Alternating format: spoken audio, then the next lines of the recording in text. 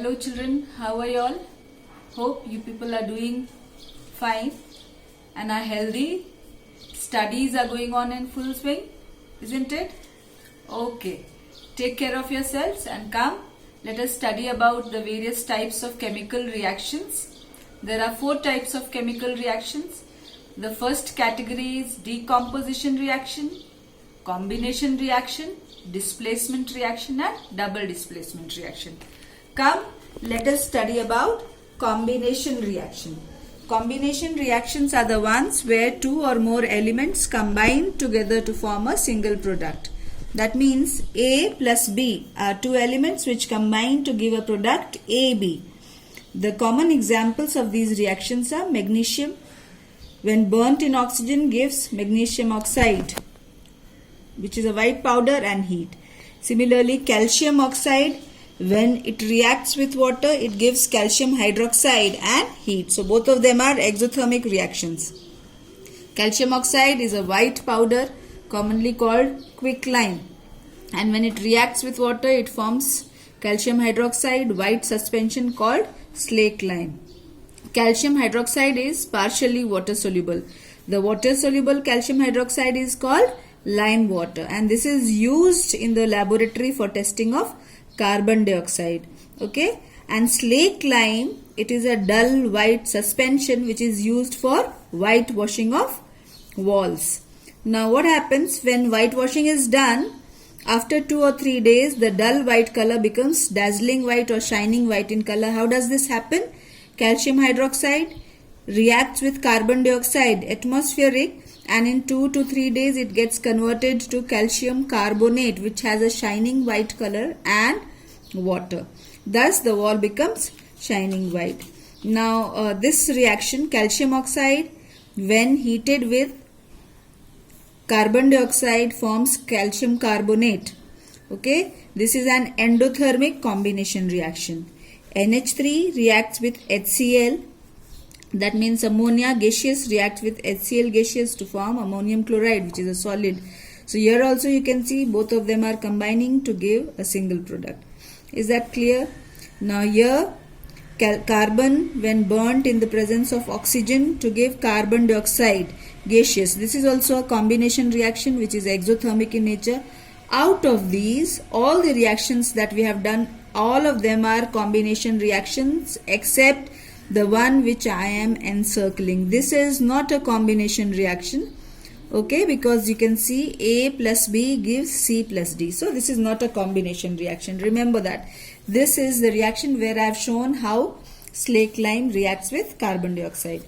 Come, let us study about the second category of reaction, that is decomposition reaction. As the name suggests, a single compound breaks down to give 2 or more simpler products. Okay, so here decomposition takes place by absorption of heat. In order to break the bonds, if the reactants absorb heat, such a decomposition is known as thermal decomposition. Okay, decomposition reactions are also of 3 types. First category is thermal decomposition, which proceeds by absorption of heat. Second category is decomposition, which is accompanied by the absorption of electric current. This is known as electrolysis. Electro stands for electric, lysis forms for breaking down. So breaking down with the help of electricity is known as electrolysis. Decomposition by the help of sunlight is known as photochemical decomposition. The word photo means light, comes from photon. And when these photons bring about a chemical reaction where decomposition is occurring, we say it's a photochemical decomposition. So you can see ABC is a compound which on absorption of heat or any form of energy gives AB plus C. It breaks down to give 2 simpler products. Okay. Now some examples of thermal decomposition that you have studied about earlier also. You can see lead nitrate, which is a white crystalline solid. When heated, it gives lead oxide, which is yellow color residue. Then nitrogen dioxide, it comes out in the form of brown fumes and has a irritating smell. And oxygen is a colorless, odorless gas which can be tested by relighting of glowing splinter. Second thermal decomposition reaction is heating of ferrous sulfate. Ferrous sulfate is nothing else but the green vitriol. Okay, these are green crystals. Now you can see the chemical name of ferrous sulfate is ferrous sulfate dot heptahydrate 7H2. When it is heated, it decomposes to form anhydrous ferrous sulfate, which is a white powder, and water vapor is evolved. On further heating anhydrous ferrous sulfate, the white powder, it further decomposes to give three simpler products. First one is ferric oxide, reddish brown powder. Sulfur dioxide, SO2, is a colorless gas having a smell of burning sulfur, and sulfur trioxide. So this is also a decomposition reaction. Okay. The third one is decomposition of calcium carbonate or marble. When strongly heated, it forms CaO plus carbon dioxide, that means quicklime and carbon dioxide. Here this is a solid, this is a solid, and this is gaseous in nature. Okay. Similarly, zinc carbonate is again a solid. When strongly heated, it forms a white solid zinc oxide, and carbon dioxide is given out as gas. So these are few examples of thermal decomposition. I think this one, heating of marble, is the easiest one. You have to learn one. Next is electrolytic decomposition. Electrolytic decomposition means decomposing something with the help of electric current. So in this we are going to study about electrolysis of water, acidulated water. Fine. So here I have drawn the diagram of a beaker. As you can see, this beaker has two electrodes, a negative electrode cathode and a positive electrode anode, which are connected to a battery. Is that clear? We have to, with the help of clamp stand, there are two test tubes which are inverted just above the electrodes, and when the electric current is passed, this water, distilled water, is a bad conductor of electricity. So we have to add few drops of dilute H2SO4 to it to make it a good conductor of electricity. So the moment current starts flowing, this distilled water, it breaks down to give 2 moles or molecules of hydrogen gas at cathode and 1 mole of oxygen at anode. Is that clear? You have to remember the electrodes as well. At the cathode there are 2 moles of hydrogen, or at the cathode there is hydrogen, at the anode there is oxygen. They are in the ratio, molar ratio or volume ratio of 2:1. Now why 2:1? Because when you look at the formula of H2O, the ratio of oxygen is to hydrogen. Atomic ratio of oxygen is to hydrogen is also 2:1. So the product gives a ratio of hydrogen and oxygen as 2:1. Now one more example of electrolytic decomposition is decomposition of sodium chloride fused. Fused means we heat it and we melt it. Okay, so that sodium chloride becomes liquid. Fine. When electricity is passed through it, at the cathode sodium is deposited and at the anode chlorine gas is deposited. So this is an example of electrolytic decomposition. Followed by this, come let us study about photochemical decomposition, or the decomposition that takes place in the presence of sunlight. It is often noticed that AgCl, hydrogen peroxide, AgBr, all these compounds are kept in dark bottles. Why are they kept in dark bottles? Because in the presence of sunlight, silver chloride, it decomposes to give silver and chlorine. So silver chloride, white, it's a white powder. If kept in a transparent bottle, it turns automatically grey in color. Okay, why? Because the decomposition of photochemical decomposition of silver chloride occurs. Similarly, silver bromide, it's a yellow powder. In the presence of sunlight, it forms again grey metal silver, and bromine is given out or evolved. Similarly, hydrogen peroxide is a colorless liquid. If kept in a transparent bottle, it gets converted into water and oxygen. So in order to prevent this photochemical decomposition, all these 3 compounds that you have studied about, they are kept in the dark bottle. Displacement reactions. These reactions are the ones where the less active metal displaces the more, the less reactive metal is displaced by a more reactive metal. Okay. from its compound. For example, A and B are a compound present in the reactant. When they react with C, C is the more reactive metal. It pushes B out and takes its place to give the product AC, and B is separating out as a product.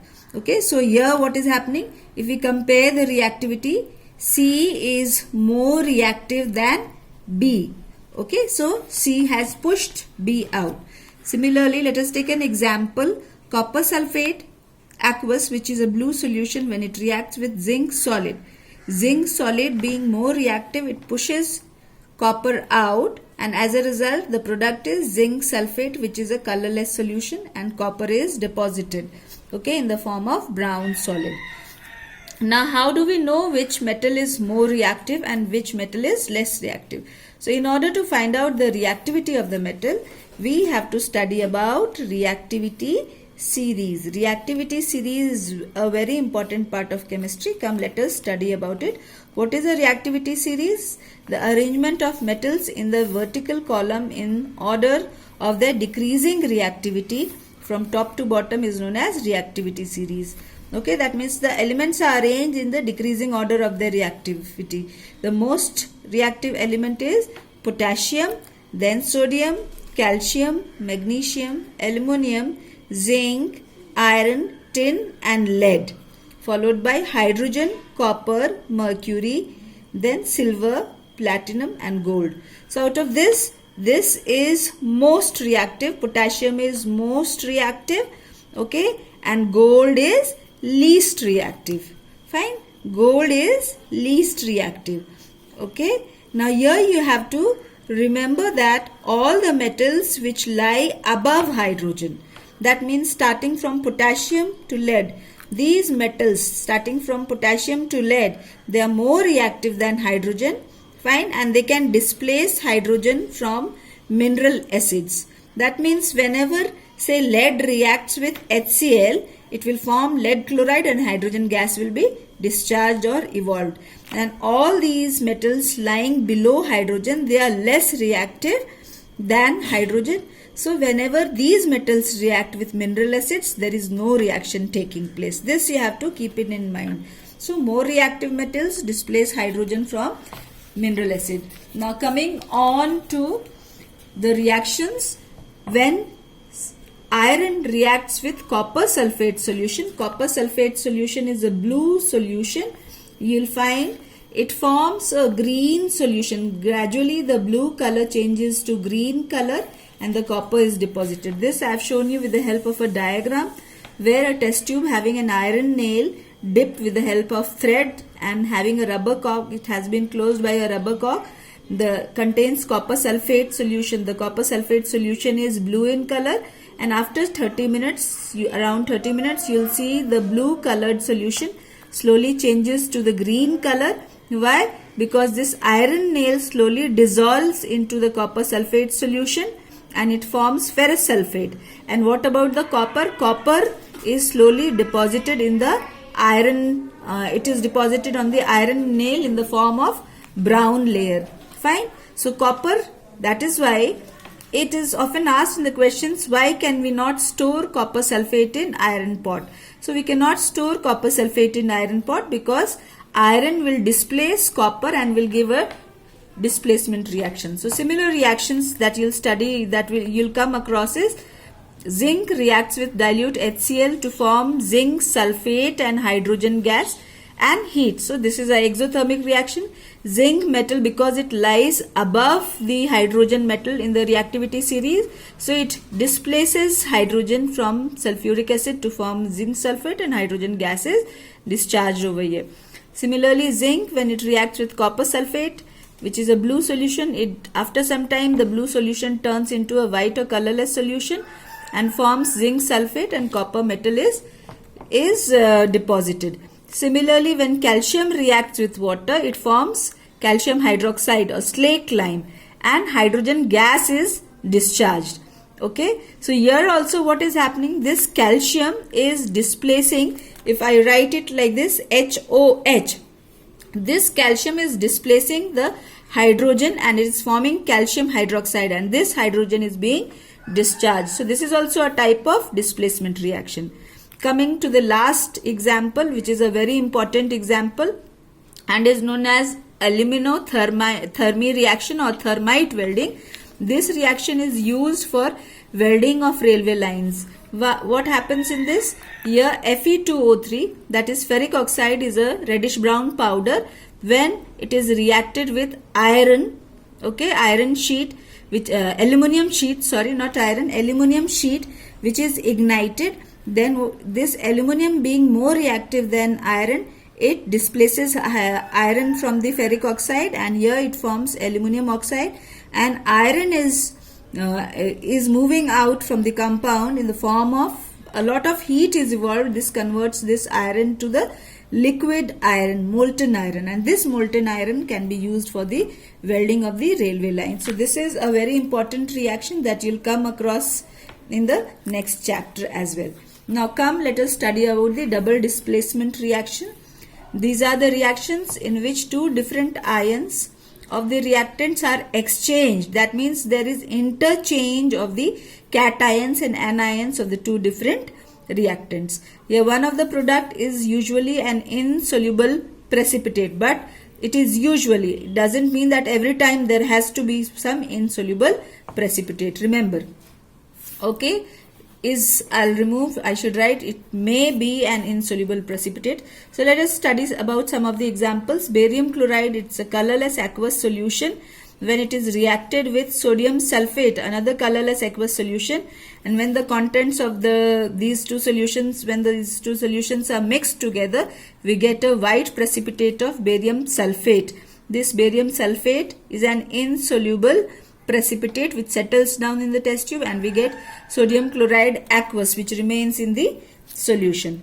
Similarly, lead nitrate, a colorless solution, it reacts with another colorless solution, potassium iodide, to form a yellow precipitate of lead iodide. Fine, and this yellow precipitate, I have the symbol for precipitate I have given with the help of this downward arrow. It settles down, and KNO3 potassium nitrate remains in the solution in the aqueous form. So here you can see these ions are exchanged. This lead goes with iodide and potassium comes with nitrate. Similarly, silver nitrate, having the formula AgNO3, when it reacts with sodium chloride, it forms silver chloride, a white precipitate, and NaCl.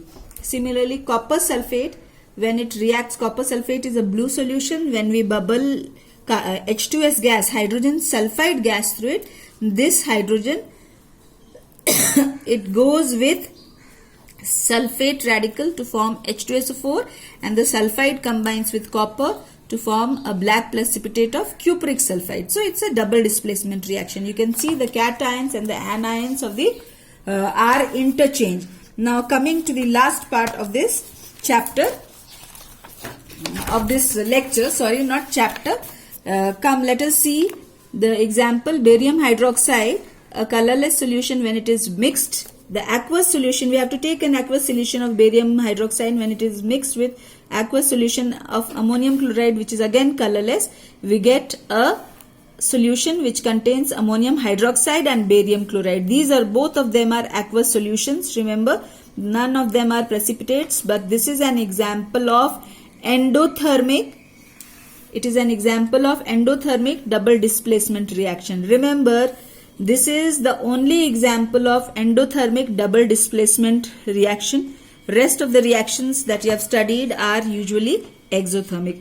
So, the double displacement reactions that you have studied about, they are all precipitation reactions. That means they are characterized by formation of a precipitate or insoluble substance. As you can see in barium chloride, reacts with sodium sulfate to form BaSO4, which is an insoluble white precipitate, and sodium chloride. There is a second category of double decomposition reaction which is known as neutralization reaction. You all are familiar with neutralization reaction. Neutralization reactions are acid-bases reaction where an acid reacts with base to form salt and water as the product. For example, HCl reacts with hydrochloric acid reacts with NaOH, which is a base, to form salt, sodium chloride, and water. Similarly, zinc oxide is again a basic oxide. It reacts with H2SO4 and acid, sulfuric acid, to form zinc sulfate and water. And the third one is, this is acetic acid, an organic acid, slightly weak acid which reacts with potassium hydroxide to form potassium acetate is the name of this salt, and water. So these are few examples of neutralization reaction. Okay. Now with this we have come to the end of the topic that I was dealing with, types of reactions. I shall come again with the last part of the chapter, that is lecture 3. Okay, in which I'll teach you all about oxidation and reduction reactions, corrosion and rancidity. Thank you so much, children. Till then, have a nice day. Take care of yourselves. Bye-bye.